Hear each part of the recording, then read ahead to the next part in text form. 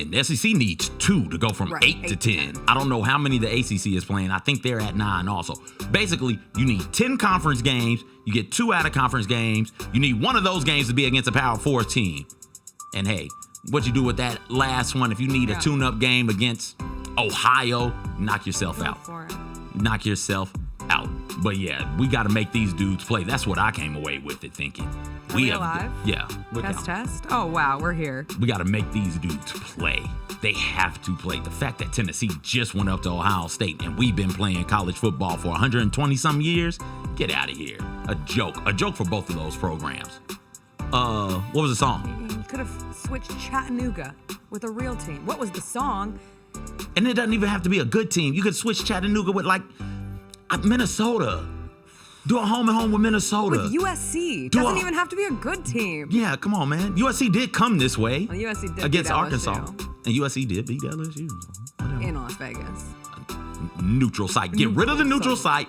LSU play USC at USC. USC play LSU in Death Valley. Sounds great. And like we saved the sport. Yeah. But I only have one other way to save the sport, but I'll save that for our on-air conversation. It was the Chipmunk song. I turned on my Christmas playlist and pressed shuffle, and it was the Chipmunk song. Me, I want a hula hoop. I have been thinking this weekend that society failed. I didn't have a lot of time to think because my brain was football, with like sprinkles of basketball here and there. Why didn't they use Moo Dang in some way to do a reboot of I Want a Hippopotamus for Christmas? Like, what a missed opportunity. Who's they? I don't know who the they like is that's in this situation. The issue. Who owns the right to I Want a Hippopotamus for Christmas? And how much would it be? How much would it be to get Moo Dang on the track? How much would that be? What sound does Moo Dang make on the track? Also, no, you just need that pretty face running around. The song was written by John Rocks with an X. Does he own it? I don't know. You could do it for the tickety-tockety, can't you? He wrote for Broadway. Can't you just use that song and throw a slideshow up of Moo Dang? Somebody could have done that. Well, you do it. I've got too much stuff to do. On JB Jams. I'm too busy. Oh. I know, JB Jams. So sorry. What's up, everybody? It is Monday, December 23rd. It is going to be a good day, a great week. Jessica Benson with you from the Grind City Media Studios in Memphis, Tennessee. CJ Hurt behind the glass. Coming up on today's show, a very full sports weekend. Grizzlies notched another double-digit win. Tigers with a disappointing loss at home. First 12-team college football playoff started with what some are calling a dud, but I think it was just fine and representative of the most beautiful, dramatic sport in the world. NFL playoff picture is almost all set. Gary Parrish will join us about 40 minutes in. We'll do a little Hot Mess Express. You know what we say. Happy Festivus. Happy Festivus.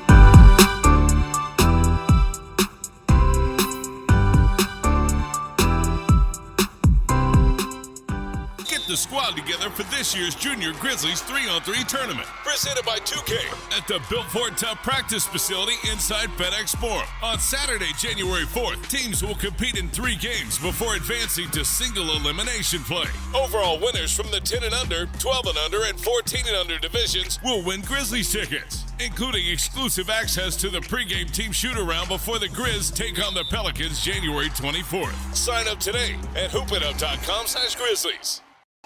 Grizz Nation, it's time to send Ja, Jaren, and Dez to the 2025 All-Star Game. Oh! What did we just see, partner?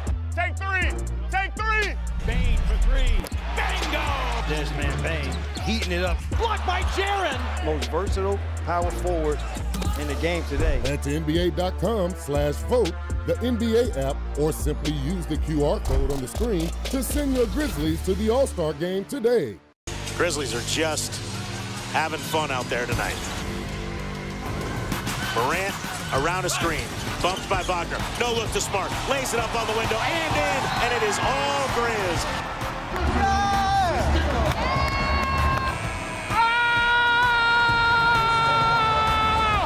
The Grizzlies have the fans on their feet at FedEx Forum.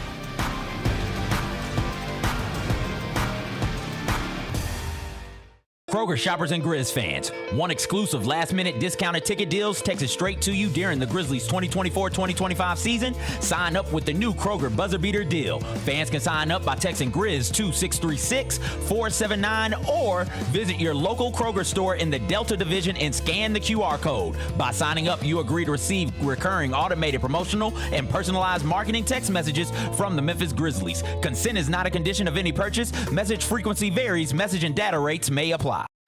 There's no substitute for experience, the knowledge gained from having been there before, and the passion to share what you know to make everyone around you better. It's true in basketball. It's true in banking. Grizzlies Checking from Pinnacle. Play hard. Bank easy. Open a Grizzlies checking account with at least $100 and a recurring direct deposit by August 31st, and you could receive a $200 direct deposit bonus into your account. Details at grizzliesbanking.com. Member FDIC.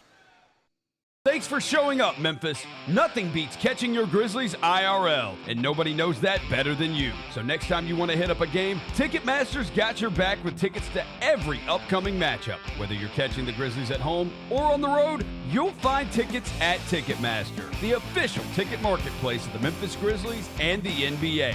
Keep putting that jersey collection to use and get Grizzlies tickets today. There's no better brag than saying you saw it live. See you courtside again soon, Memphis. Look at that. We got the whole Grizzlies team just infiltrated our studio.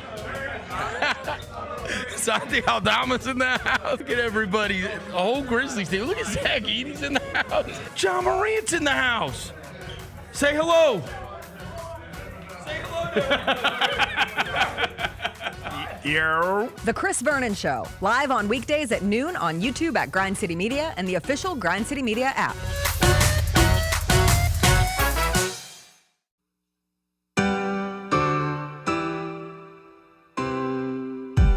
Feels great to feel the sunshine. Gotta own the day like it's all mine. Just got paid in his own time. Been working hard, I've been on the grind. I deserve this feeling, having my way. I've been on this healing. This is my day. The sun's out, let's have a little fun now. I wanna let it all out. That's what it's all about. Cause I deserve this feeling, having my way. I deserve this healing. This is my day. Grind City Media presents The Jessica Benson Show with CJ Hurt. Live from the Grind City Media Studios on YouTube at Grind City Media and the official Grind City Media app.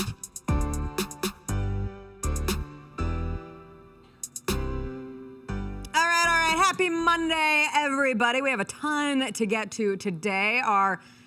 Not our only show of the week, one of two live shows this week. We're on air Monday here at Grind City Media. Then we're off Christmas Eve, back on Thursday because the Grizzlies will play the Raptors that night. And then we'll have our best of shows starting on Friday. So, Year in review.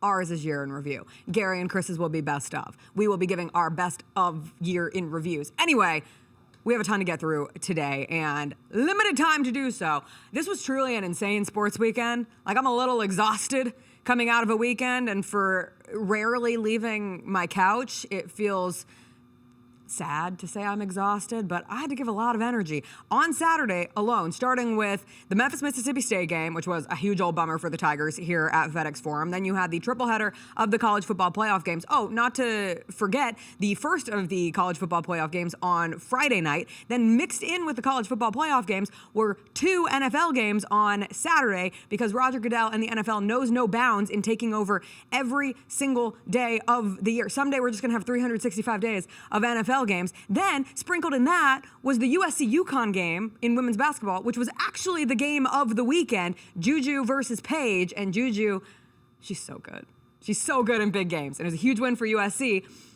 Then there was the late night college football playoff game and watching what happened to the Tennessee Volunteers. And then we had a full day of NFL Sunday. And by the time we got to Cowboys Bucks last night, I was washed. I was like, I cannot watch another down of football.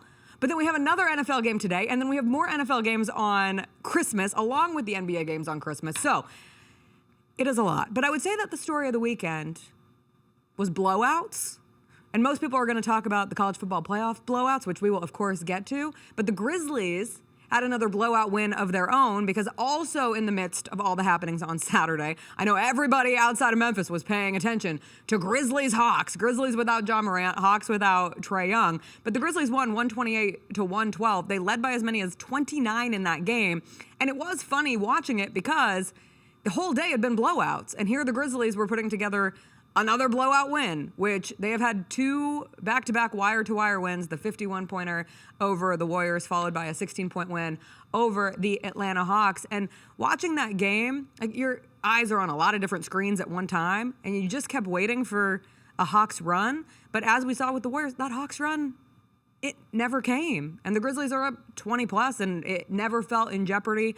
It was a really solid win. Great performances from Scottie Pippen Jr., who, as the backup point guard for this team, continues to be able to steady the ship when Ja is out. And Ja is expected to be back tonight against the Clippers, with LA coming to town. Clippers still without Kawhi Leonard. He is on this road trip. He's not expected to play on this road trip for LA. But between Scottie Pippen Jr. and Desmond Bane, like, those were the 2 big performances from the game against the Hawks. And this is the second game in a row, Alfalfa, that Desmond Bane. I can't do. You can put that. You can just slick that down. There you go. You're good. You're good. It was just one piece. Yeah, but this isn't like. Yeah, this is a problem. Jessica, okay. Yeah, it's hideous. I don't know what to tell you. Thank you. You're welcome. Finally, you're honest about Jessica, something. you look good. Nobody cares about that. Well, I can't ask you for a brush because you have no hair. I have a beard brush. Do you want that? No. And there's no other women, so there's no brushes to be found. Oh my goodness. That's why we need more women in the workplace. I need to be able to go to somebody's desk and be like, hey, I need a brush. Needs to take brush. Isn't that how life spreads also? Desmond Bane has had 2 back-to-back games. 2 back-to-back, that would mean 2. Had back-to-back games where he's listen, I'm on. 2 straight. I know, this is like the Christmas vacation. I'm trying over here. He's had 2 games where he's looked like he's back to normal Desmond Bane. Right? Like, I don't know if this is one of those things where they're aberrations or if this is the new trend. But if this is the new trend, if he's back to being the Desmond Bane that Grizzlies fans all know and love, then, hey, look out, this team is dangerous because they're winning games and they're blowing teams out, good teams out, without him playing at his absolute best. When he starts playing at his best, I would imagine that some of the Grizzlies' issues, particularly in the fourth quarter scoring the ball, kind of go away. Desmond Bane last night, 23 points, 5 rebounds, 8 assists, 4 steals, 81 true shooting percentage, plus 56 last 2 games, right? The Grizzlies are top 5 roughly in scoring and offensive efficiency and total efficiency, I think, in the first quarter, in the second quarter, and the third quarter. It's the fourth quarter where they kind of struggle to close teams out. You've got Ja. Jaren has emerged as well in that sort of, hey, I can close out a game as well. You add Desmond Bane to that, Grizzlies going to be leading wire to wire going forward. If everybody stays healthy, 1, everybody stays locked in, which I see no reason why they won't 2, and if this is the Desmond Bane that we're getting for the rest of the season. Did you get your eyelash fixed? No, it's going to fall off too. I'm apparently a mess, and I'm going to take it that nobody, if there's not a brush up here, there's certainly no eyelash glue. You want me to go? Wait, isn't there a brush in the women's bathroom? No, there's only a hair straightener. There's no brush. Okay. Which is a tough scene. Okay. It was fun to watch the Grizzlies put together another big win. This stretch coming up for the Grizzlies, 12 of their next 14 games are against the top 12 teams in the West, or 12 of the best teams in the Western Conference. Clippers currently in 8th, so it will be a good opportunity to really see where they stand. I know everyone has the Thunder game circled and starred and any other way that you can designate really, really big game coming on up, but it is impressive seeing just how commanding they have been. And shout out Fast Break Breakfast for posting the highest point differentials over a 20-game span in NBA history. And the Grizzlies now have 2 of the top 30 of those point differentials, the stretch from November 8th through December 21st, where the differential was 261, and then the stretch from November 6th through the 19th of December, where it was 262. What does that mean? Who really knows? Like, when you look at that list, the only recent example is the 2018-2019 Warriors team, who ended up losing in the conference championship game. And all the other ones are really old. Like, shout out, the 71 Lakers were insane. Like, they're at the top of that list. That was the team that put together a 33-game win streak. Elgin Baylor was phasing out, but Wilt Chamberlain, Gail Goodrich, Jerry West, Pat Riley, that group was absurd, like 169 games that season. But everyone else on that list won an NBA championship. And so I'm not trying to do a false equivalency here, but you do see a Grizzlies team that isn't just beating teams, they are beating teams handedly, and we will see if that continues tonight against the Clippers. I did want to give a shout out to one of the highlights of the year as we keep track and as 2024 winds down. That Jake LaRavia 3 right up there as one of the best highlights for the Grizzlies this season. Falling out of bounds. How Jayden hit him? How did he make that? Apparently he practices this. Like Drew Hill said he has seen him practice this exact shot multiple times, and then he nails one in the game. And Jake LaRavia was great, 16 points off the bench to lead that bench unit against the Hawks. It is a Grizzlies game day, Grizzlies-Clippers tonight. We will take a quick break. When we come back, the college football playoff had everyone saying, "Wah, these games are boring." I'm sorry, boring? You can't call college football anything boring. It is the most stupid, dramatic sport, even when the games, maybe not the closest in the world. I will explain why I have no grievances to air. Well, maybe one. That could get changed relatively quickly with the college football playoff. And still ahead, Gary Parrish will join us. We'll talk about that Memphis loss to Mississippi State when we come back.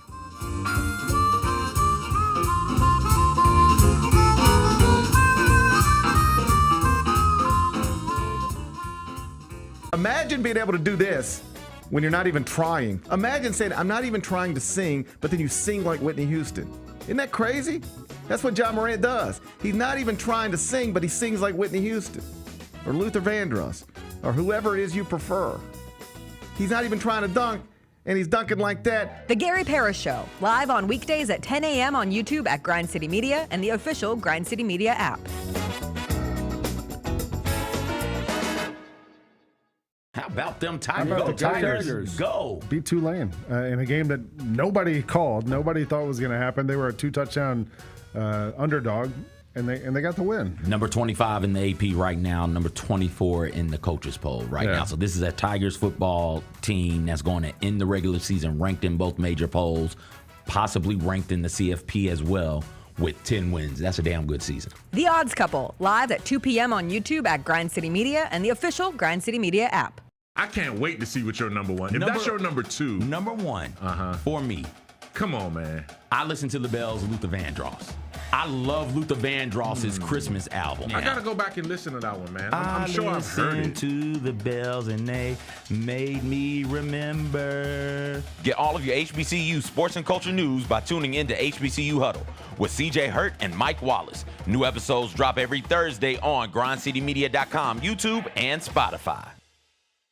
Get the squad together for this year's Junior Grizzlies 3-on-3 tournament. Presented by 2K at the Built Ford Tough practice facility inside FedEx Forum. On Saturday, January 4th, teams will compete in 3 games before advancing to single elimination play. Overall winners from the 10 and under, 12 and under, and 14 and under divisions will win Grizzlies tickets, including exclusive access to the pregame team shoot-around before the Grizz take on the Pelicans January 24th. Sign up today at hoopitup.com/Grizzlies. Grizz Nation, it's time to send Ja, Sharon, and Dez to the 2025 All-Star Game. Oh! What did we just see, partner? Take 3. Take 3. Bain for 3. Bingo! This man, Bain, heating it up. Blocked by Sharon. Most versatile power forward in the game today. Head to NBA.com/vote, the NBA app, or simply use the QR code on the screen to send your Grizzlies to the All-Star Game today. Grizzlies are just having fun out there tonight. Morant around a screen, bumped by Wagner. No look to Smart, lays it up on the window and in, and it is all Grizz.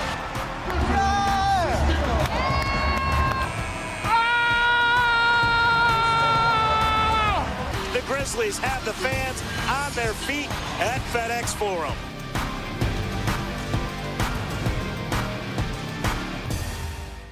Kroger shoppers and Grizz fans, one exclusive last-minute discounted ticket deals texted straight to you during the Grizzlies 2024-2025 season. Sign up with the new Kroger Buzzer Beater deal. Fans can sign up by texting Grizz to 636-479 or visit your local Kroger store in the Delta Division and scan the QR code. By signing up, you agree to receive recurring automated promotional and personalized marketing text messages from the Memphis Grizzlies. Consent is not a condition of any purchase. Message frequency varies. Message and data rates may apply. Sonic Radio. Welcome back to Sonic RNDIO. That spells radio with me, the CIO. This just in, the new Sonic $1.99 menu lets you build a crave-worthy meal for just $1.99 an item. Whether that's a creamy shake, crispy tots, or a quarter-pound double cheeseburger. This just out. Ostriches. They're mean, not very cute, and in my opinion, way too big for a bird. Don't miss the Sonic Fun 99 menu. 5 items, always $1.99. Live free, eat Sonic. Tax not included. See menu for details.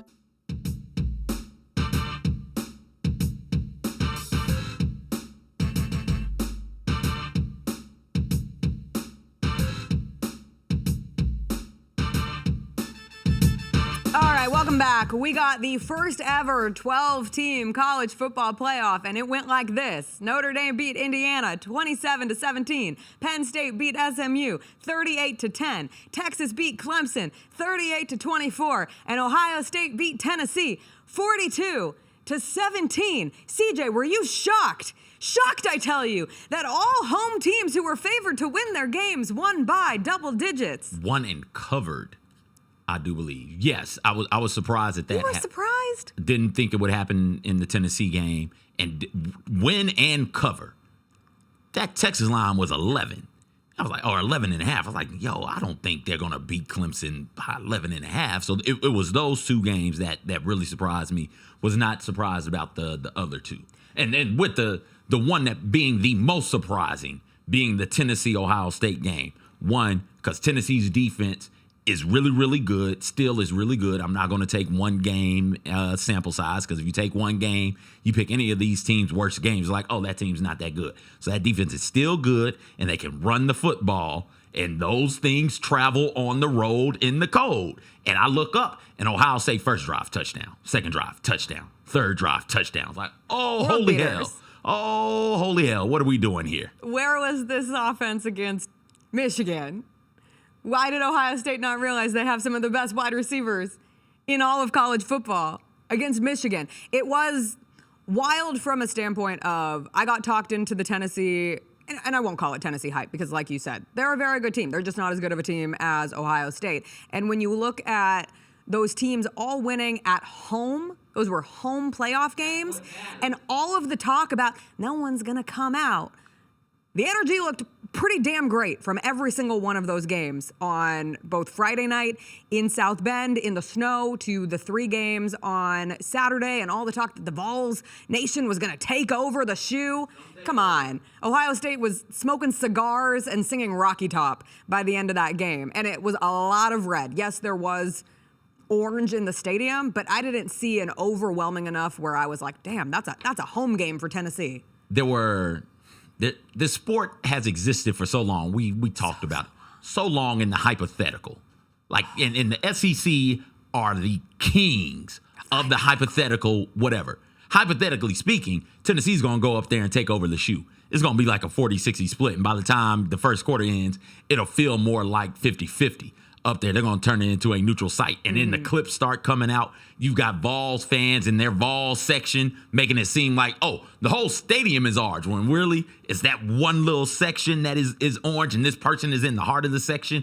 You've got the complaint, the Big Ten, those Midwesterners, their thing has always been, you, Southeastern people, don't want to come up here in the cold. So you got Tennessee players running around shirtless on the field. So stupid. Like, yeah, it's been we're proven tough. that doesn't work. We're tough. We can handle the cold. What it proves to me is you're thinking about the cold and not thinking about the game. You're distracted, right? So let's run out here and show them we don't care about the cold because we're big, we're bad. We're from Knoxville. We tough. And then you go out there and you play in the game when things actually start to matter. It's like, no, y'all not ready for this. I don't know what the temperature got to do with it, but y'all aren't ready for Ohio State in a way that matters. And you hit the nail on the head.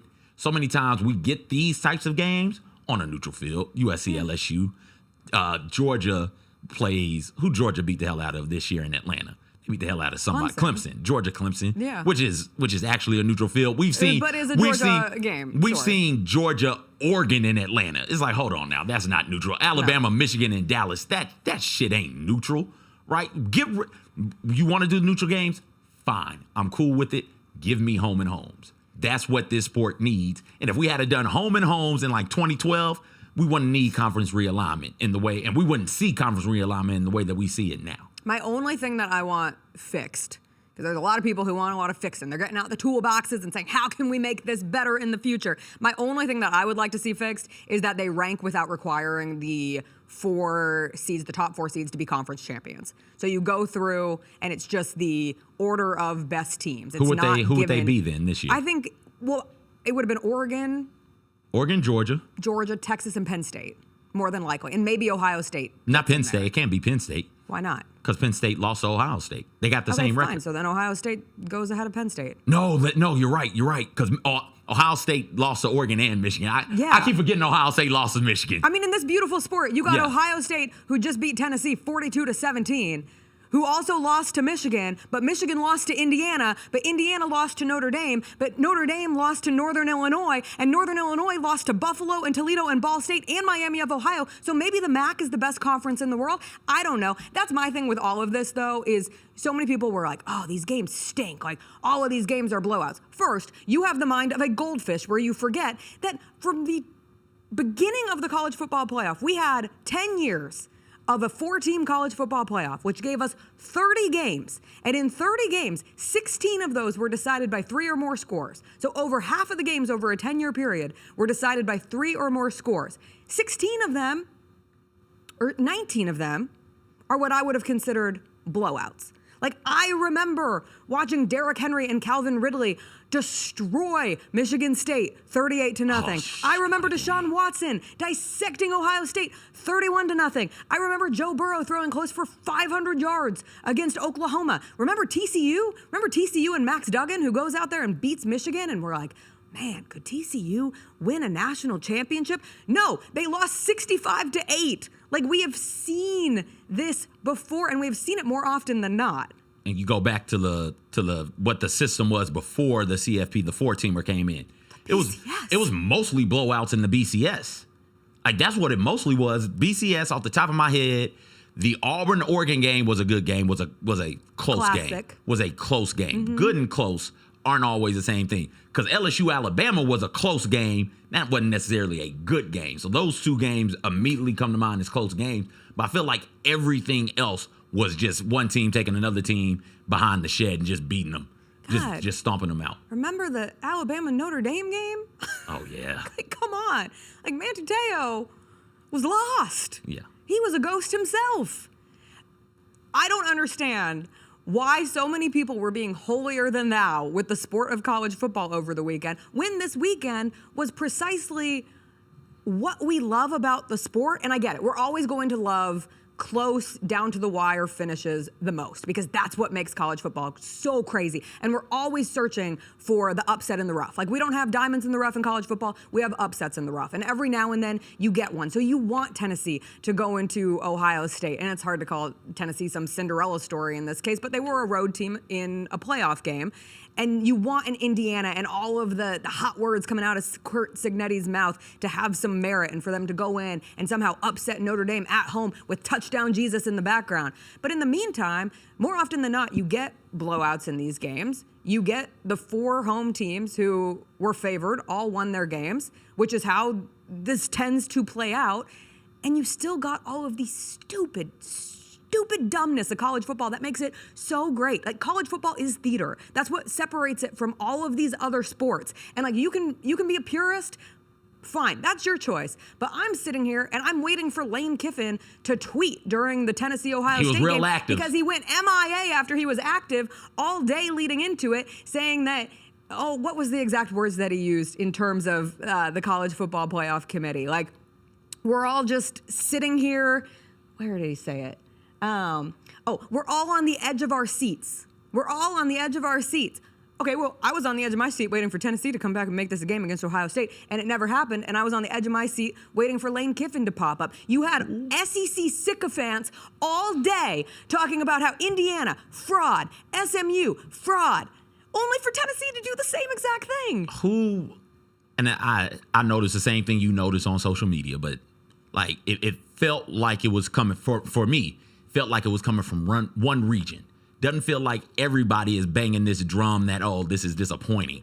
It feels like the SEC is hitting this particularly harder than everybody else. But that's what they do so well. That's the way it feels to me. So am I mistaken? Because if I'm mistaken, I won't say the next part of it. But if I'm close to right, I got to go in. So you tell me, am I mistaken? Does it feel like it's mostly SEC people doing it? You're close to right, but if you're going to say mostly SEC people doing it, then you have to say ESPN is mostly SEC people. Yeah. Oh, yeah. So, yeah. yes. Yeah. Okay, good. Sour grapes. This is a conference that has existed in the hypothetical and been allowed to exist in the hypothetical for far, far, far too long. They've gotten to say, hey, we're the best conference in America. Look at all the national championships we won. And you don't question it. You don't go into the, oh, really? How many national championships have you won? We've won a boatload. Great. Who's won them? Nick Saban in Alabama's won them. And you guys have been riding that coattail, and Nick Saban's not there at Alabama right now. LSU has snuck in there a time or two and gotten themselves one or two. Florida has gotten one. Auburn has gotten one.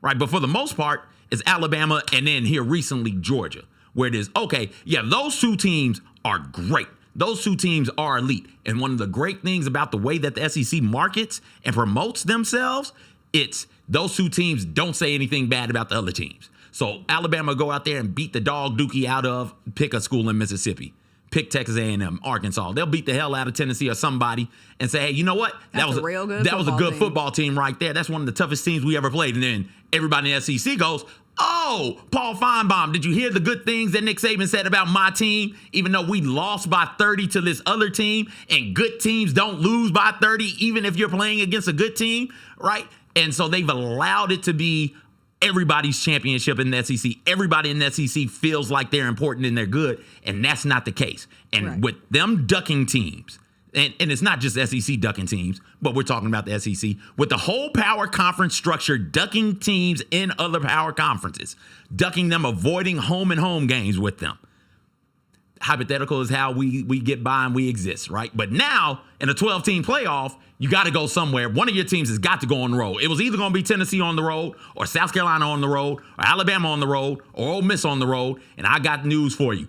All of them are going to face the same damn issue Tennessee did. Because winning on the road in college football is hard. That's just facts. And that's what would end up happening. So anything we can do to get rid of the hypotheticals, anything we can do to actually get what the results are on the field to matter the most, I'm all the way here for it. Yeah. If your conference got to take an ass whooping because of it, tough. Good luck to you. It's ridiculous. It's ridiculous that we allow LSU to play in the Sugar Bowl and be like, oh, that's a neutral field. How? How isn't LSU in New Orleans a neutral field? How is Florida at Miami Gardens a neutral field, or at the Citrus Bowl a neutral field? How is Alabama in Dallas neutral?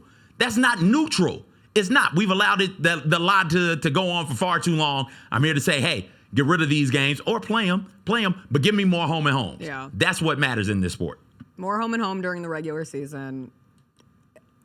Fine. You can put an emphasis on strength of schedule, but I'm not going to sit here on this Monday and say that any of the teams that got waxed over the weekend did not deserve to be in the college football playoff.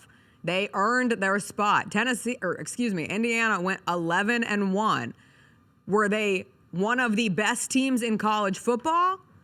No, but how many teams coming out of this weekend do you think really can win a national championship this year? And how many teams did you think going into the weekend could actually win a national championship? That's not what it's about, though, right? I think that's the point you're finna make. They deserve to be there. They deserve to be there. Because 12 teams get into the playoff. Just like when we have 64 teams during March Madness. I'm not saying more often than not, this is the first one that comes to mind because I'm always thinking about Sister Jean. Like, Loyola Chicago isn't supposed to even make a Final Four, but sometimes they do. And maybe someday we'll have one of those. The closest we've gotten in the college football playoff world is that TCU team with Max Duggan. But Cincinnati? more often than not, Cincinnati close. Just getting in. Just getting in was a big win. And now you have a chance for a team like a Boise State that now is a big underdog to Penn State in the Fiesta Bowl, as they should be. That will be the toughest line that Boise State and Ashton Jeanty has to go up against this season.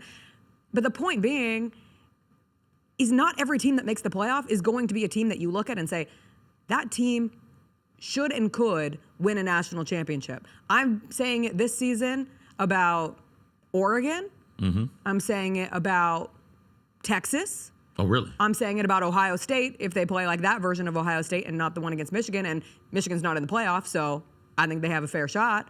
I was very impressed with Notre Dame and their physicality. That was another team that didn't play a whole lot of anybody during the season. You think Notre Dame can win a championship? I'm still putting them on the fringe. Okay. And Georgia, too. So 5. There you go. 5 of the 12. That's it. I would go 3, Georgia, Oregon. Would you put Penn State in the mix? No. I wouldn't either. Georgia, Oregon, and no, I would go to Georgia and Oregon. Georgia and Oregon. Those would be the Ohio two. State, Oregon in the Rose Bowl is like, what more could you ask for? The old days of Pac-12 versus Big Ten in Pasadena, the mountains in the background. The sun is going to set around the third quarter, and we're going to get that shot about 2 minutes in, about the 11:37 mark of the third quarter. We're going to look out, and the sun's going to be setting. Oh, I'm going to cry.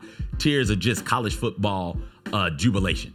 But I do think if you do the seeding differently, it perhaps prevents the double-digit outcomes like we saw this weekend, gives you better games for the quarterfinals. So Tennessee will go to Boise?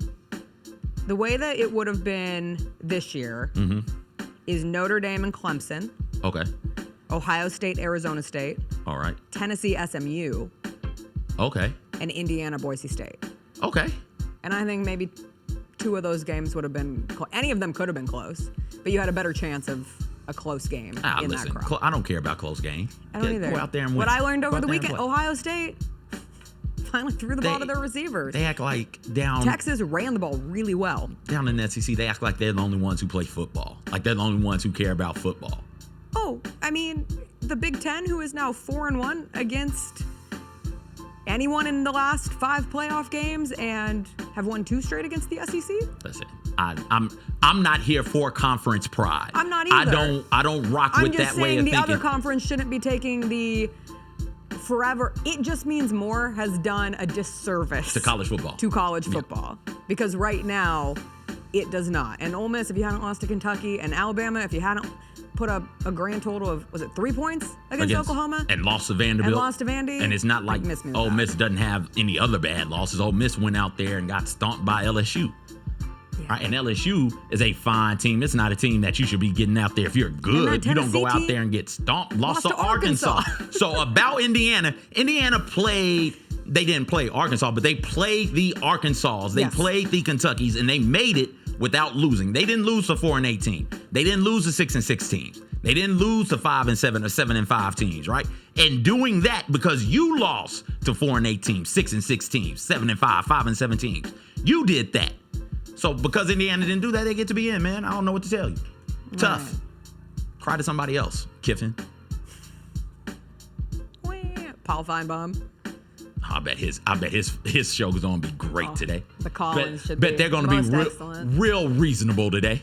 All right, we got to get to Gary Parrish. The Memphis Tigers had a rough loss here at home against Mississippi State this weekend. They fell out of Gary's top 25-1. We'll catch up with GP about that and more when we come back.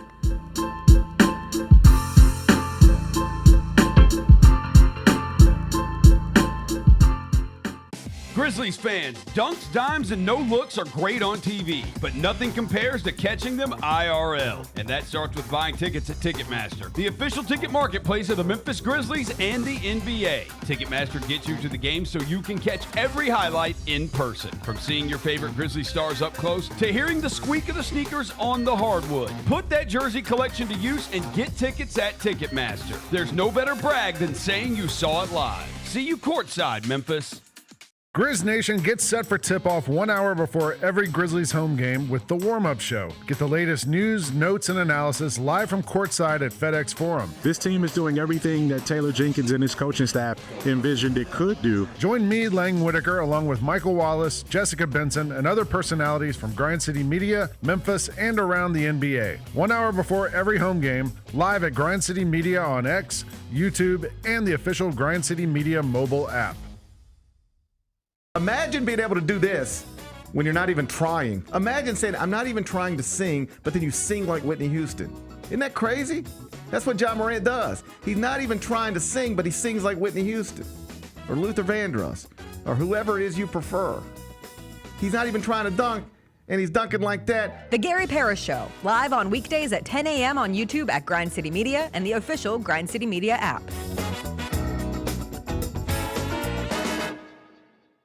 Somebody who really has done what they were supposed to do, or maybe wasn't expected to do, is Jaylen Wells, the Western Conference Rookie of the Month. What you're seeing right now is him showing that, hey, no matter where I was going to go in the draft, I was going to be ready. Hey, Grizzlies fans, be sure to tune in to Grizzbeat, where the panel and I break down all things Grizzlies and take a look at the rest of the NBA as well. The show is live every Wednesday, 2 p.m. on YouTube at Grind City Media and the official Grind City Media app. I can't wait to see what your number one. If that's your number two. Number one for me. Come on, man. I listen to the Bells of Luther Vandross. I love Luther Vandross's Christmas album. I got to go back and listen to that one, man. I'm sure I've heard it. To the Bells and they made me remember. Get all of your HBCU sports and culture news by tuning in to HBCU Huddle with CJ Hurt and Mike Wallace. New episodes drop every Thursday on grindcitymedia.com, YouTube, and Spotify. Get the squad together for this year's Junior Grizzlies 3-on-3 tournament. Presented by 2K at the Built Ford Tough practice facility inside FedEx Forum. On Saturday, January 4th, teams will compete in 3 games before advancing to single elimination play. Overall winners from the 10 and under, 12 and under, and 14 and under divisions will win Grizzlies tickets, including exclusive access to the pregame team shoot-around before the Grizz take on the Pelicans January 24th. Sign up today at hoopitup.com/Grizzlies. Let's face it, there's a lot of trash talk in basketball, but the great teams let their performance do the talking. Like Ford F-150 with Pro Power on board, a class-exclusive industry-first feature that turns your truck into a mobile generator and leaves the competition speechless. Ford F-150, official truck of the Grizzlies.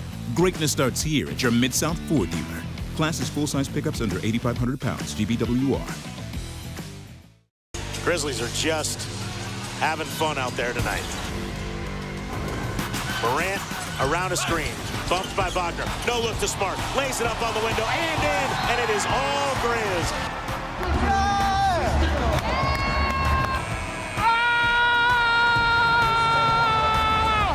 The Grizzlies have the fans on their feet at FedEx Forum.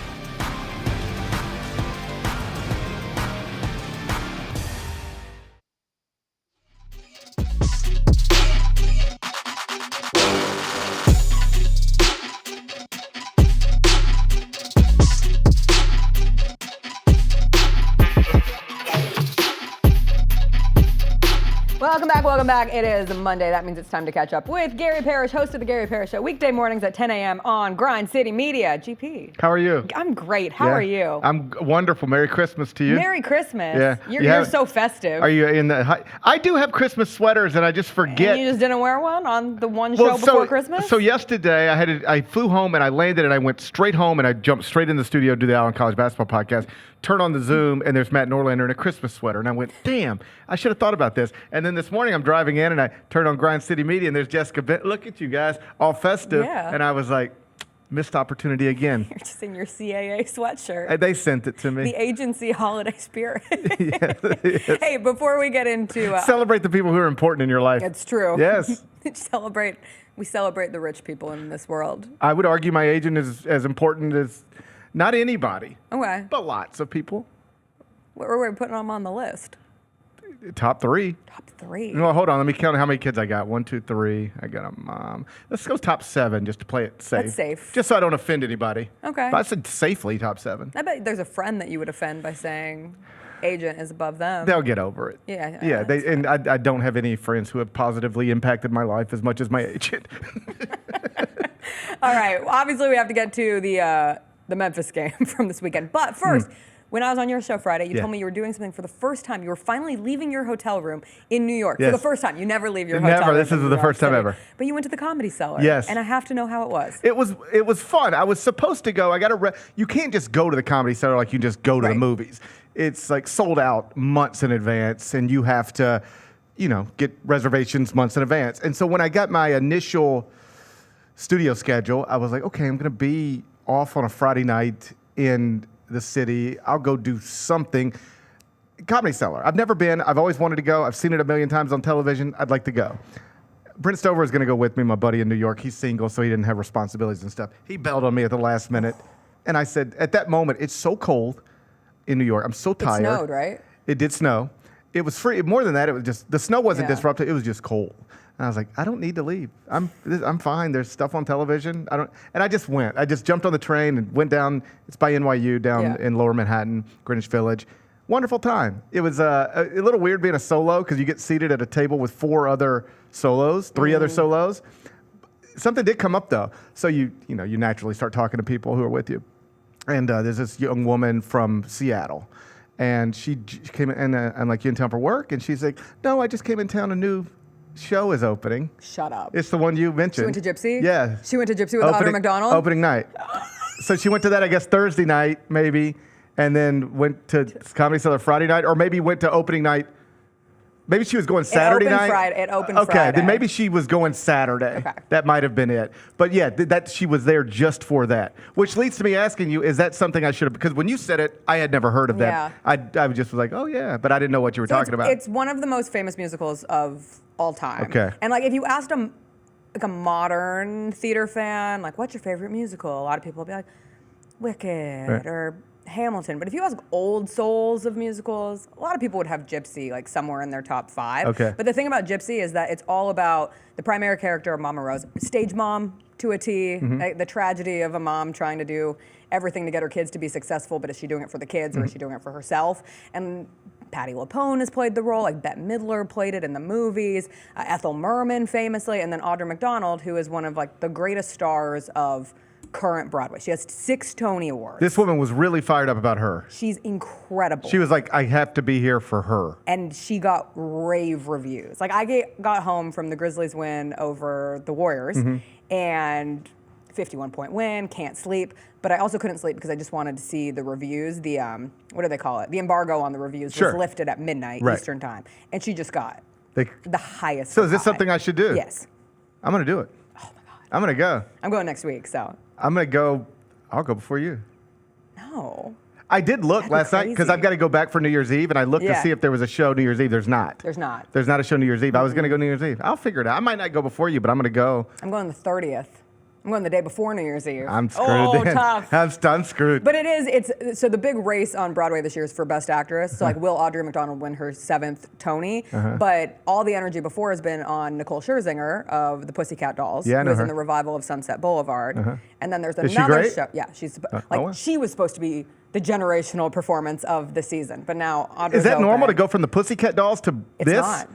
It's not normal. How about that? She's always been kind of similar to Ariana Grande in a way, who always had like musical theater in her bones. There's old videos of Nicole Scherzinger with the Pussycat Dolls outside of a Broadway theater being like, I want to be in there someday. How about that? And now she's in there. Well, good someday. for her. Yeah. Happy Michelle for her. Williams, a Destiny's Child, is in a show right now. Yeah. Yeah. Well, good. I'm going to get out and enjoy the arts a little bit. Oh, man. I think. But back to the Comedy It's Cellar. not strippers. I should have led with that. You would have been sold from the very beginning. Okay, you buried the My lead. bad. Buried the lead. I'm sorry. Buried the lead. I told my husband that. He was way more He was like, all right, I'll excited. go. He was like, sure, I'll be there.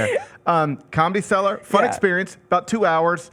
You're in the cellar. It really is a cellar. You walk downstairs, and it's a little bitty room. I mean, it's not much bigger than this room we're in right now. And every comic who's ever made it has been through there. So I thought this was interesting, and just sort of a sign of the times. 5 comics, all did about maybe 10 to 15 minutes. 3 of the 5 had Luigi bits already ready to go. He's the talk of the town. The talk of the town. They even did it on SNL. Saturday Night Live. Yeah. He's the talk of the town. Yeah.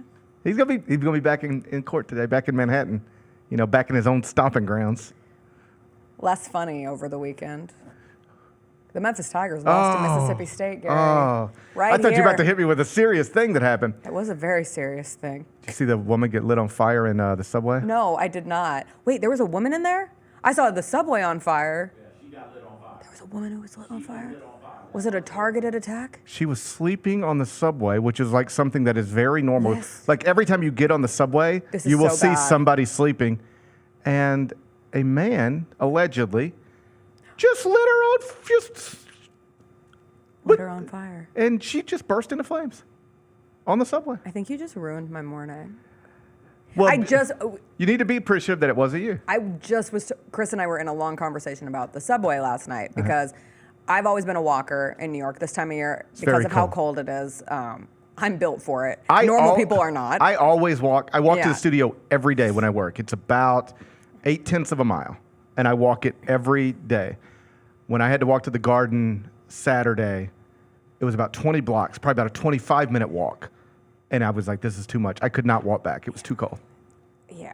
I flirt with the subway. Like every now and then I'll get on it and I'm like, wow, this is so easy. I should do this more often. But then my anxiety kicks in and I just really hate being underground. But I've gotten better with it. And when I'm with Chris, I feel, when I'm by myself, I would always rather walk than take the subway. When I'm with Chris, it's fine. We're also with my mom, who at this point, without giving her age away, like she's lived her life. She's not a big Subway fan. She's not at the age where you can like really convince her to become a new fan of something. And so Chris was like, don't worry, I've got it. But now she's gonna listen to the show today and hear that a woman was lit on fire on the subway. And I feel like we're about to freeze our patooties off walking 40 plus blocks every day.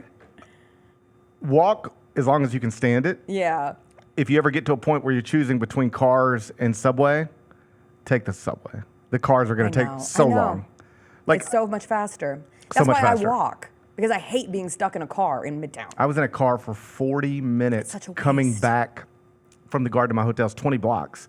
And I was so cold, I was like, I'm not even dealing with the subway. I'm just jumping in a car just to get warm. Yeah. And 40 minutes, couldn't move. So you're going to want to take the subway. And it's typically safe. Yeah. It's not normal to see people lit on fire. That's not normal. No. It's normal to see some weird stuff. Yeah. But that part's not normal. But I never really have a problem with the weird stuff. Mine's just the claustrophobia of it. Like, I just hate being stuck. I couldn't ride it. I think of Final Destination 3. I could not ride it to work every day. The people who get up and get dressed and then ride it to work every day, I could not do that. I'm better at riding it in the winter than I am in the summer because in the heat, then I really... It's tough. Yeah, and the smell of the sweat. Ugh. Yuck. Back to the Tigers. Oh, yeah, Memphis basketball. They lost. They're out of your top 25 and won.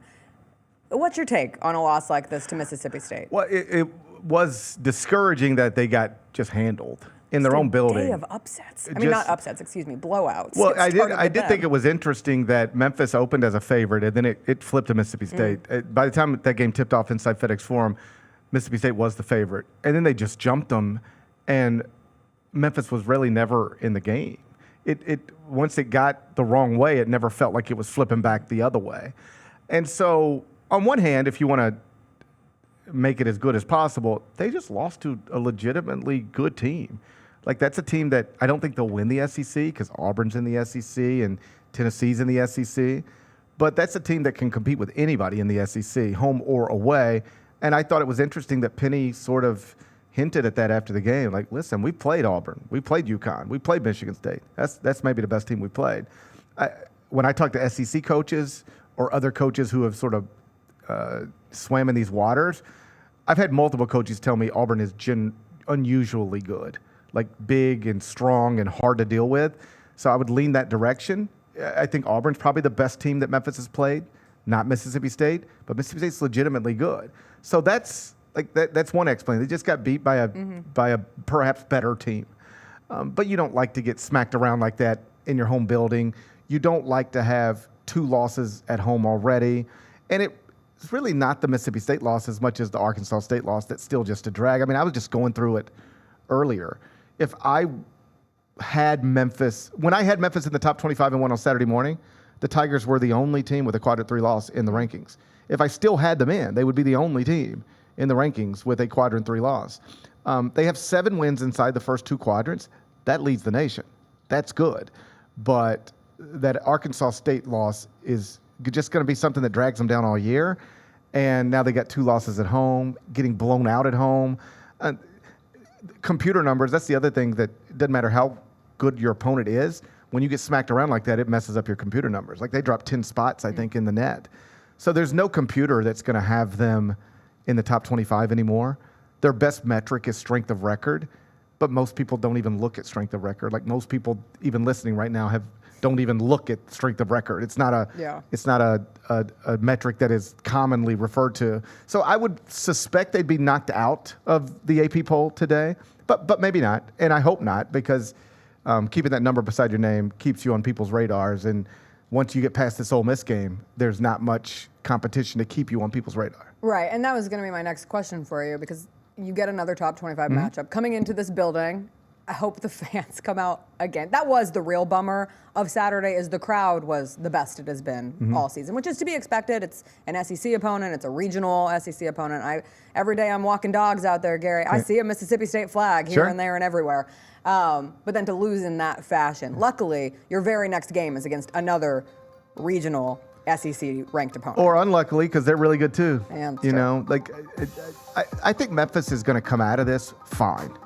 Even if Memphis loses to Ole Miss on Saturday, if Jerry Palm, Joe Lunardi update their brackets on Sunday, Memphis will still be in those brackets, either as a legitimate at-large option or as the automatic qualifier from the AAC.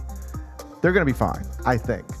But just from a how you feel about things perspective, you don't want to do all this good work that you've done in the non-league portion of your schedule, really flip some skeptics, create some believers, and then lose back-to-back games on Saturdays to your Mississippi rivals in your home building. That just, whether it is bad or not, because these are both good teams with great coaches, whether it is bad or not, it'll feel bad. And it'll give a lot of people the ammo they need if they want it to say, here we go again. Even if, let me be clear, even if they lose to Ole Miss, I don't think we're going to look up and they're then subsequently losing to Rice and East Carolina and stuff like that. I don't think this team's going to do what last season's team did, but you would like to, let's just say they drop out of the AP poll today. The best way to get back in it, beat Ole Miss on Saturday. If you stay in it today, the best way to stay in it, because you won't stay in it with another loss to Ole Miss, the game's really important. All right, before we let you go, because we're not going 2 seconds with you today, because you have to steal CJ for your show, so we can't go the full 2 hours today. Oh, Bennett Doyle didn't have to run through the finish line, it looks like, of 2024. He stopped a little short. He stopped a little short of the goal line. The most magical place on earth. Yeah. Lucky him. Lucky him. We cover all sports on this show. Not really. But you primarily work in basketball. We work for the Memphis Grizzlies. That's a right. basketball sport. Yeah. Are we not doing our jobs? I feel like I'm doing my job. Not talking about Victor Wembanyama enough. That man, over the weekend, had a game with 30 points and 10 blocks. Right. He reached 200 threes, faster than Steph Curry reached 200 threes. Right. He has passed Tim Duncan and David Robinson for the Spurs block record, and yet you won't hear him talked about on most sports shows. So it's interesting as you bring this up, I've already planned my whole show. I'm ready to go. Did you include him in it? No, not at all. There you go. All right. I constantly see tweets that reference him. It's a picture of Wemby, and then it's some like graphic, and it's like, ain't nobody ever done this before. You know, it's one of those. I see that all the time. I never see it with my own eyes. I haven't seen him play basketball, I don't think, this year. No. I mean, considering I have League Pass, I guess it's mine. I wasn't putting it on you. I was putting it on the NBA. But it is TNT, ESPN. It is, you just sort of see what you see. Yes. And everything he's doing is happening, and this is going to change next year. They're going to, like, at some point, the Spurs organization's got to make a move to make him relevant, and then the networks have to just force him down our throats. But as they do. But it is interesting. As of this moment, I know that he's doing amazing stuff. I see it referenced all the time. I see the tweets that get retweeted into my timeline. I haven't seen him play basketball in an actual game. I've seen the highlights. Yeah. I haven't seen a Spurs game, you know. It was funny. I was planning my Christmas day, and the NFL has taken over everything, even the NBA's territory on Christmas Day. And I'm like, okay, Chiefs, Steelers, Ravens, Texans, we get the Beyonce concert. Right. They're both on Netflix. I'm curious. And I was scrolling through the NBA games. I was like, do any of these really interest me on Christmas? Like Lakers, Warriors? Not really. Sixers, Celtics? Not really. I should watch Spurs Knicks so that I can finally watch Victor Wembanyama. That'll actually be fun. I know. Yeah, is that in the Garden? It is. Yeah, of course. So that's perfect. On ABC. That's perfect. And 11 a.m. early. But that whole Christmas Day NBA thing is like the shine is off that a little bit. Yeah. Where's the Grizzlies? Once the NFL decides, you know what, we'll do that instead, then you get pushed to the back. You become the opening act. Yes. Yeah, you can think you're doing a headlining tour, but when the NFL decides they want a headline, you're the opening act. If anything, you're lucky. Spurs Knicks is at 11 a.m., So which will give you an hour before the NFL games start, and then Nuggets Sun is at 9:30. It's gonna be funny when everything will be done. When the NBA starts tipping off games at 9 a.m. just to stay out of the NFL's window. Hey, you guys kick off at noon. We'll knock out a couple of games before you. Yeah. All right, GP, have a Merry Christmas. You have a Merry Christmas. In your CAA sports. It's the holiday spirit. All right, we'll take a quick break. We'll come back, talk about Week 16 in the NFL. Was the Offensive Rookie of the Year wrapped up with Jayden Daniels' performance? Other big things happening from this week in the NFL, plus the Hot Mess Express when we come back.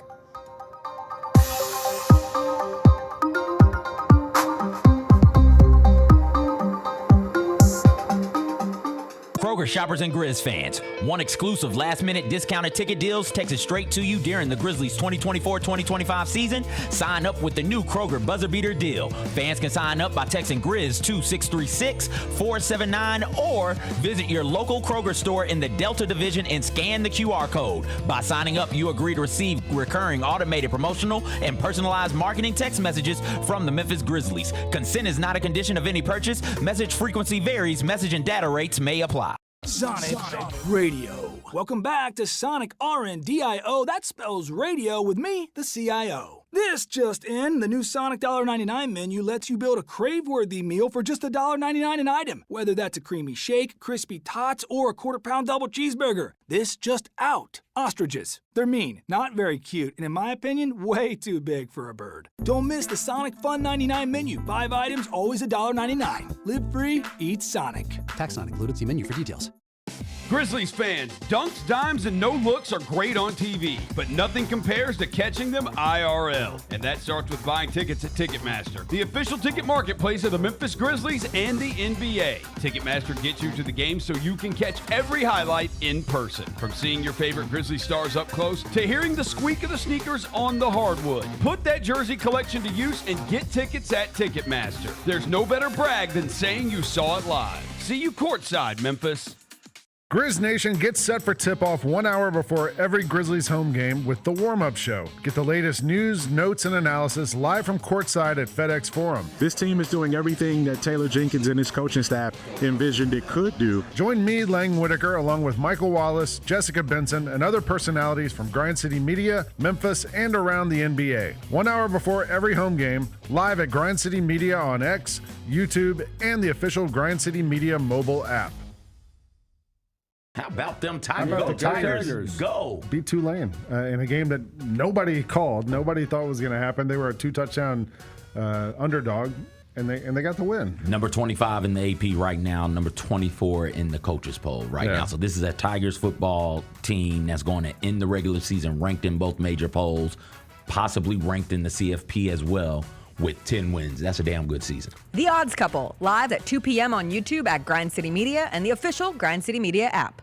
Somebody who really has done what they were supposed to do, or maybe wasn't expected to do, is Jalen Wells, the Western Conference Rookie of the Month. What you're seeing right now is him showing that, hey, no matter where I was going to go in the draft, I was going to be ready. Hey, Grizzlies fans, be sure to tune in to Grizzbeat, where the panel and I break down all things Grizzlies and take a look at the rest of the NBA as well. The show is live every Wednesday, 2 p.m. on YouTube at Grind City Media and the official Grind City Media app.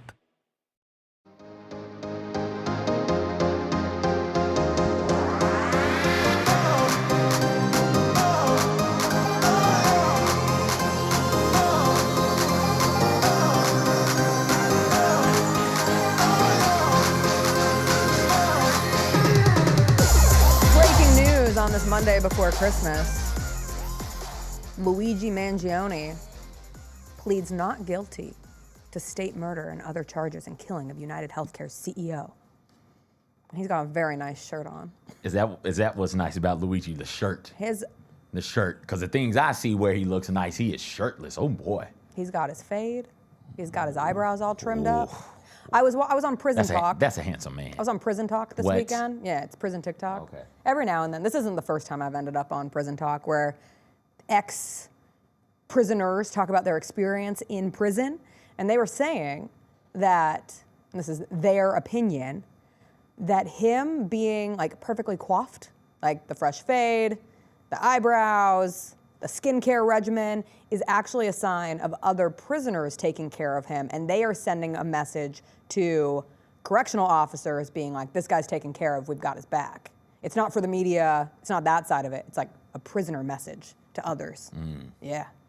Prisoner talk. What am I going to do when I can't listen to them after January 16th? Oh, no. Okay, what's the NFL going to do? Where are they going to find the best touchdown celebration dances? Because week 16 in the NFL, and I will go ahead and bravely say it, the best part of week 16 in the NFL was the Vikings defense doing the Camp Rock dance celebration. You cannot tell me that the Vikings defense have seen Camp Rock outside of it being a viral trend on TikTok. Who? The Vikings defense, Camp Rock. What? Disney Channel original movie. What? Yeah, I didn't. I was. Demi Lovato. I had aged out. Is that Demi Lovato's like, Nick hey, Jonas. I'm Demi Lovato, everybody, I'm here now. Like, was that her sort of a introduction to the world? I think so. Okay, but yeah, they did the dumbest. It's like one of the stupidest dances. Do it. And it's like, and the Vikings defense did it perfectly. I couldn't send it. Okay. Because it was attached to the Camp Rock video, and I don't think we have the rights to show the actual Camp Rock video. But I will suggest going and finding Cameron Bynum, their safety, posted the behind the scenes of them like in a conference room together, all learning the dance. And that's the team building activities that make me confidence in this Vikings team. This Vikings team is really good. That win over the Seahawks on Sunday was impressive. The Seahawks are trying to fight for their own spot in the playoffs. The Vikings defense had another 2 takeaways. They have forced 30 turnovers this year. And I think it's the Vikings defense that makes me feel so confident, but also Sam Darnold has stayed consistent.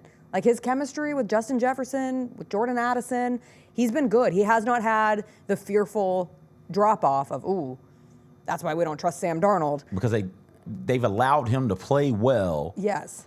Without adding too much to his plate. I think too often when quarterbacks start to play well, coordinators say, hey, let's add more to him until he doesn't play well, and then we'll take some things away. But by then, the confidence is shot. He's uncomfortable in the pocket, and there are severe issues from that point on. But with Darnold and the Vikings, it's, hey, listen, just play within yourself. Trust this defense. You know you can trust Jefferson on the outside. Hawkinson is back now as well. We've got you weapons to push the ball downfield. Just play within yourself. And he's done a tremendous job of that. Negative plays. So don't turn the ball over. And if you can, don't have negative plays. The amount of times he should be sacked but ends up getting 2 or 3 yards on a scramble, so impressive, so very important. That keeps them on schedule and away from those 3rd and long situations when, hey, tough, you got to push the ball down the field, and that's when mistakes can happen. He's been really, really good at those types of things. Devin is in the chat, and he pointed out that the Camp Rock celebration was not the only TikTok dance celebration. We did get the Sababi Viking dance from Jahmyr Gibbs. Sababi, he's a rapper. He has a song called Viking, and there's the dance. And when you saw Jahmyr Gibbs, I can't do that one. Go watch Jahmyr Gibbs after he finally got it. He did it twice. He did it, they took the touchdown away, and then they kept feeding him the ball, and I didn't think he was going to get a touchdown, and I desperately needed him to get a touchdown for fantasy football purposes, and then he stuck with it and did it again. That dance is everywhere. Working that stick out the back of the truck. Working that stick out the back of the truck. I don't think you can say that Get on feisty. air. Okay. I'm just saying lyrics. All right. I'm just quoting lyrics. I would like to quote Akinelli lyrics, but you Well, guys act like I can't quote Make those. a TikTok trend out of it. Things can be said all the time. I listen to the... No, stop it. Stop it right now. I'm doing a TikTok dance. All right. The Vikings were great, but I do think the actual main story of the NFL weekend was Jayden Daniels, who is the Offensive Rookie of the Year. He has not been given that award or that designation yet, but if you watched him lead the Commanders back to a win over the Eagles on Sunday and came away with any conclusion other than Jayden Daniels being the Rookie of the Year on the offensive side of the ball, I don't know what else he can show you. He, in the final minute of that game, had 4 passing touchdowns between the last 30 seconds and overtime. He becomes the first rookie in NFL history to throw 5+ passing touchdowns and rush for 50+ yards in a single game. He's the first rookie in NFL history with multiple game-winning touchdowns in the final minute of the game. He had the Hail Mary earlier this season, and then the everything from their win over the Eagles. The Eagles defense, that is really, really good. And Jayden Daniels was just spectacular. Like, he bounced back in a game that he had thrown 2 picks in, the composure that he has shown throughout his rookie season. He's built for this. He is fun as hell to watch. He is definitively the best quarterback out of this draft class at the moment. And it feels like the sky's the limit. The way he has turned this Commanders team around, like, do you remember how bad they were? Do you remember how sad they were? There's a lot of things that turned this Commanders team around. New coaching, Bobby Wagner and other free agent signings on the defensive side of the ball, all of them hit for the Commanders. And yeah, he's been playing at a really high level. The drop by Devontae Smith is what did it. Yeah. And if the Eagles are 2 drops away from being having 1 loss. They're also playing Kenny Pickett yesterday. Well, yeah, Justin Hurts goes down with the injury, but even with Kenny Pickett, even with him, like, the Eagles should have won that game. And you look back at, I forget who the drop was, maybe week 2 or week 3 of the season. It's like, oh, if y'all just hold on to that, you win that game.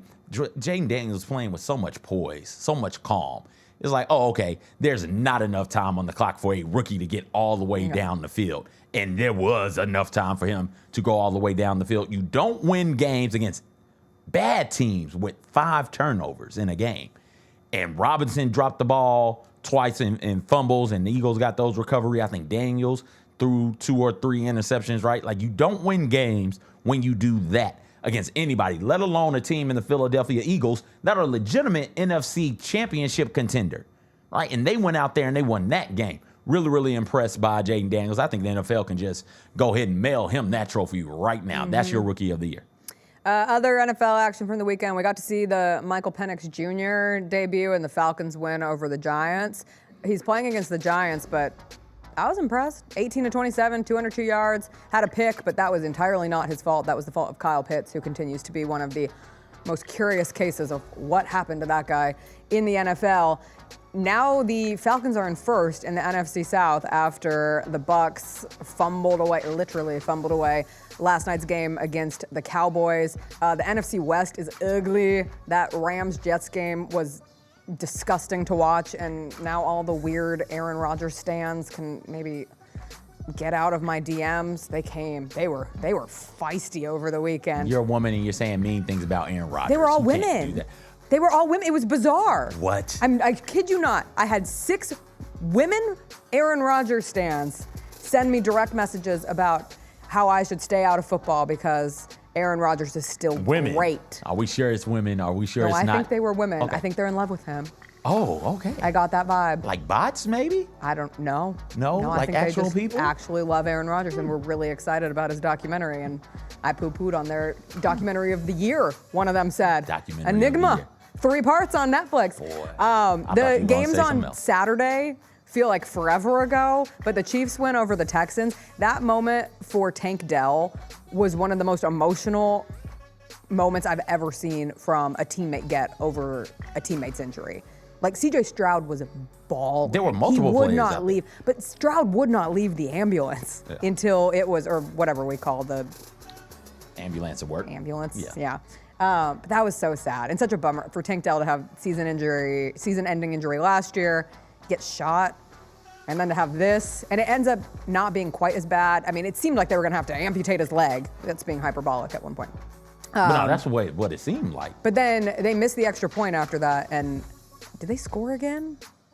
I can't remember. They might have gotten a field goal, but that sucked all the energy out of it for the Texans. I missed the injury. I come back, and everybody is crying, sobbing. People are, like, holding one another in embraces. Somebody has got, like, the anointing oil and is touching a teammate's forehead and praying over that teammate. I'm like, oh, my gosh, is this a Damar Hamlin thing? Mm-hmm. It's a knee. Like, I'm not well-versed in the goings-ons of the Houston Texans or Tank Dell, but I've never seen that type of reaction for a knee. I know. I was like, he must be paralyzed. He must have got that Damar. He got that Damar Hamlin lick. It was like, no, it's just a knee. I was like, a knee? What are we doing? Like, no disrespect, like, that's your teammate, that's your brother. Injuries suck, I understand that. But it was jarring because, again, I don't see those types of reactions for knees. Yeah. Not in this sport. Ravens beat the Steelers. Big win for Lamar Jackson and company. Cardinals got eliminated in the most depressing of ways by losing to the Panthers. You get what you get. Like, go to overtime with the Panthers. Bad. They've lost 4 of their last 5. Hey, but you know what? what? That's an F around and find out. Go to overtime with the Panthers. I mean, what are we doing with Bryce? He gets another year? Yeah. Get another year to see if there's something going on there? That's how funny this. We said it at the time. If Dalton doesn't get in that car accident, boy, Bryce Young is done. Gone. And he comes back with a second chance because of an unfortunate thing that happened to Dalton, and he's making the most of it. That he's looked He had a couple competent. really nice balls yesterday and had Damn one near touchdown good. taken off the board, that Coker touchdown. That would have been like one of the catches of the year, but it doesn't count. Any other NFL from the weekend that really stood out to you? So I didn't. Lions were good. I didn't go back and look at. I don't watch injury videos, but Kip said the hit looked like his leg had flown off. Didn't look like his leg had flown off. His leg bent in an awkward angle. Marshawn you Lattimore. immediately knew it was a bad injury. Is that the running back at South Carolina? The one whose knee popped out, like had to pull it off of his helmet and put it back down? I don't think it even looked like that. Okay. The Bengals, they beat the Browns 24-6. They struggled to put the Browns away, but that last touchdown from Joe Burrow to Jamar Chase was awesome. And the Colts-Titans game, how could I forget? That game was insane. It was like 38-10, and then the next thing, Red Zone switches to it, and it's 38-8. You're like, how did this happen? I'm 38-30. Okay, it was an 8-point game. Yeah.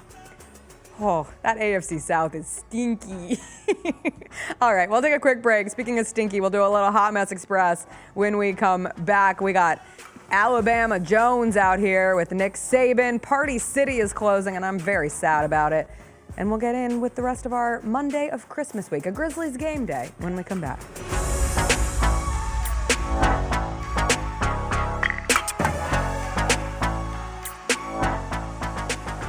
ESPN put out a list. Top 30 best pro wrestlers under 30 in the world today. Number 1, Dirty Dom. Number 2, MJF. I think Dom is deserving to be number 1. I think he is probably, like I said, one of the greatest heels in the last 10, 15 years. Like you said, he can't talk on a microphone. The fans love it because they feel like they're a part of the show. And that's the best. Without their booze, he's not the best heel. Tune in to Grind City Wrestling weekly on the Grind City Media app and on the Grind City Media YouTube channel. Get the squad together for this year's Junior Grizzlies 3-on-3 tournament. Presented by 2K at the Built Ford Tough practice facility inside FedEx Forum. On Saturday, January 4th, teams will compete in 3 games before advancing to single elimination play. Overall winners from the 10 and under, 12 and under, and 14 and under divisions will win Grizzlies tickets, including exclusive access to the pregame team shoot-around before the Grizz take on the Pelicans January 24th. Sign up today at hoopitup.com/Grizzlies. Let's face it, there's a lot of trash talk in basketball, but the great teams let their performance do the talking. Like Ford F-150 with Pro Power on board, a class-exclusive industry-first feature that turns your truck into a mobile generator and leaves the competition speechless. Ford F-150, official truck of the Grizzlies. Greatness starts here at your Mid-South Ford dealer. Class is full-size pickups under 8,500 pounds, GVWR. Grizzlies are just having fun out there tonight. Morant around a screen, bumped by Wagner. No look to Smart, lays it up on the window and in, and it is all Grizz.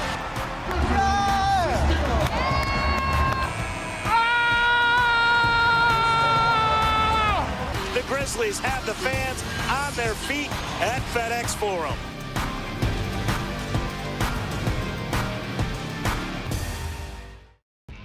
When it's all on the line, you turn to the strong, the stable, the unwavering.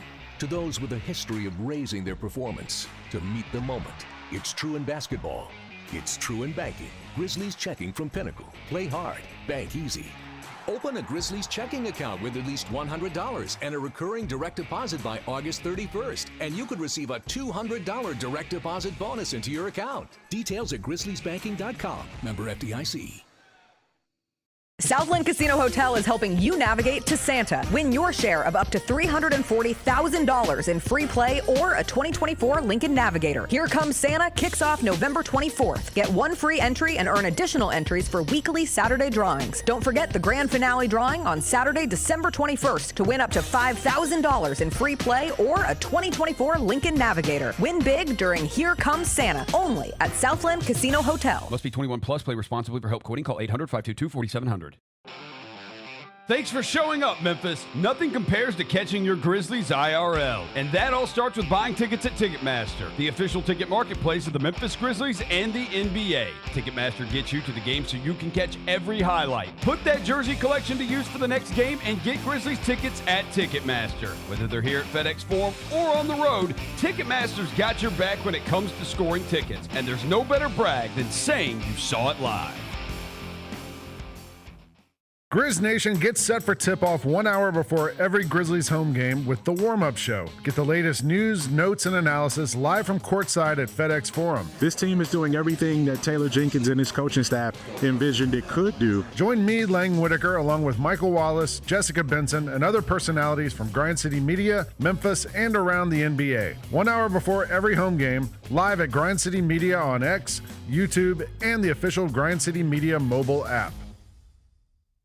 How about them Tigers? Go. Beat Tulane in a game that nobody called. Nobody thought was going to happen. They were a 2-touchdown underdog, and they got the win. Number 25 in the AP right now, number 24 in the coaches poll right now. So this is a Tigers football team that's going to end the regular season ranked in both major polls, possibly ranked in the CFP as well, with 10 wins. That's a damn good season. The Odds Couple, live at 2 p.m. on YouTube at Grind City Media and the official Grind City Media app.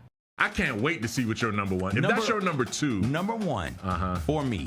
Come on, man. I listen to LaBelle's Luther Vandross. I love Luther Vandross's Christmas album. I gotta go back and listen to that one, man. I'm sure I've heard it. To the bells and they made me remember. Get all of your HBCU sports and culture news by tuning in to HBCU Huddle with CJ Hurt and Mike Wallace. New episodes drop every Thursday on grindcitymedia.com, YouTube, and Spotify.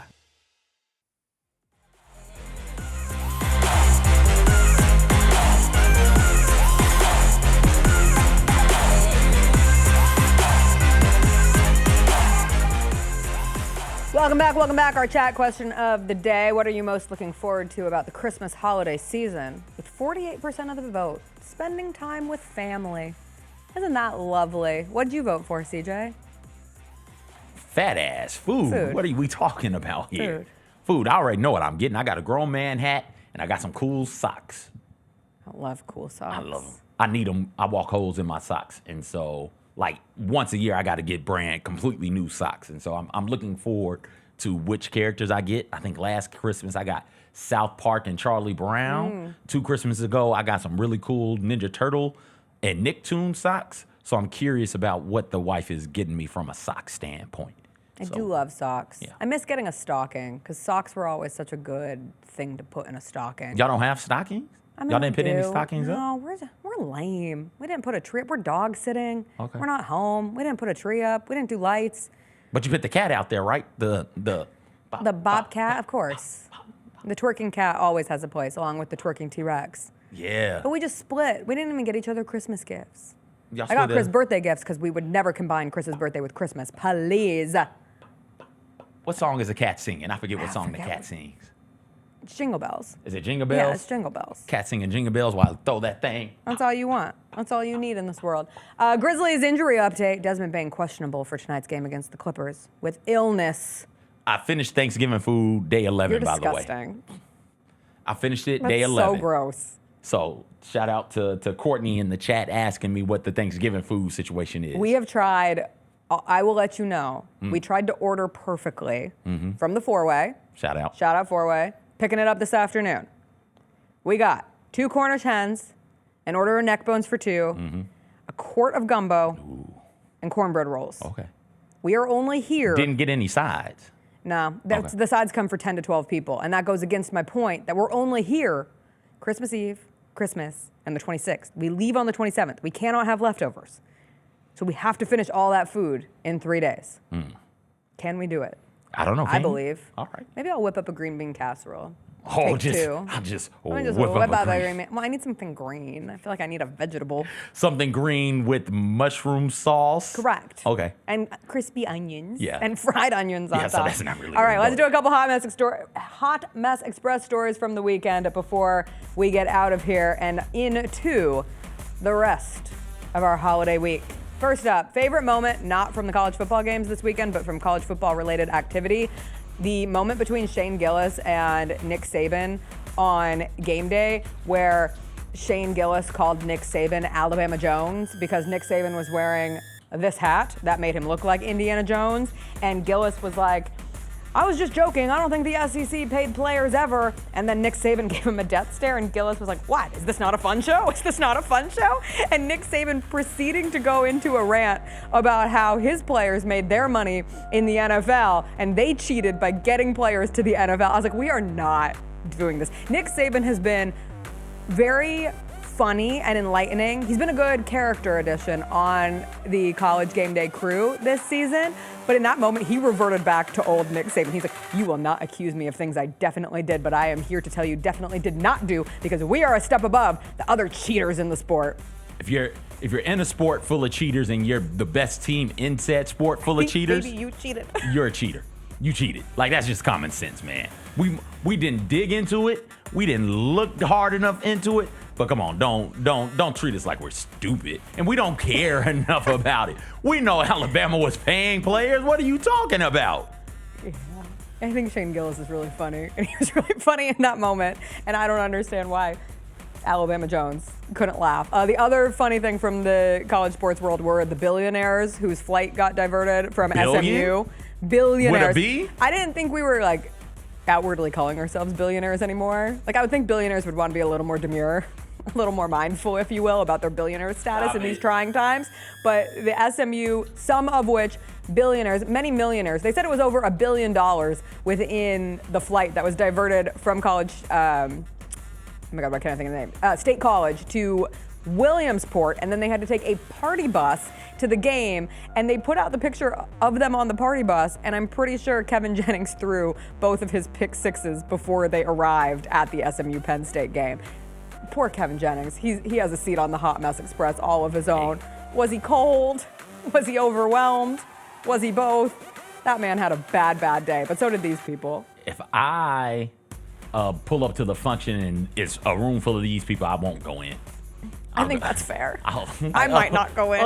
I'm in the wrong spot, wrong address. I'm sorry. I've been in a room I need to go. full of those kind of people. I imagine that you have. And I just don't do well in those scenarios. We don't have a lot in common. We don't have a lot to talk about. But they're the reason why SMU is in the ACC. Correct. They bought their way into the ACC, and open your third eye. SMU didn't play a good team in that conference, third eye wide open. They paid for the schedule also. All I'm saying. So they paid for their conference, and then they paid for the schedule, and they got to and it worked. They got to the 12-team playoff. And it worked. And now they're going to see that all their money can at least get them to the playoffs, so they're just going to spend more money. Yep. Penn State put SMU's band up in the tippity-top corner as well they of should. that stadium, which that is my favorite petty move. You know it was cold up there also. Oh, you know it was cold way up top. Shout out to D. Nell. He was up there for the game. He went. Also on the Hot Mess Express, we talked a little bit about this last week, but Red Zone is no longer 7 hours of commercial-free football, and that's a very sad place to be if you are a Red Zone fan like myself. How to ruin a brand in 2 weeks? Take note of NFL Red Zone. This week, when Scott Hansen opened up the broadcast, he said 7 hours of Red Zone football instead of his signature line of 7 hours of commercial-free football because the people saw the ads. Like, we're not dumb. The ads pop up in the double box. That's an ad. I don't care that there's football on the other side. There is still a commercial being played. That is not 7 hours of commercial-free football. And if we are getting commercials, why do I have to pay an exorbitant amount of money for Red Zone? Why do I have to pay an exorbitant amount of money for HBO Max? For everything. I'm sick of this. If I'm paying for it, I don't want all these ads. You don't want what? Ads. Ads.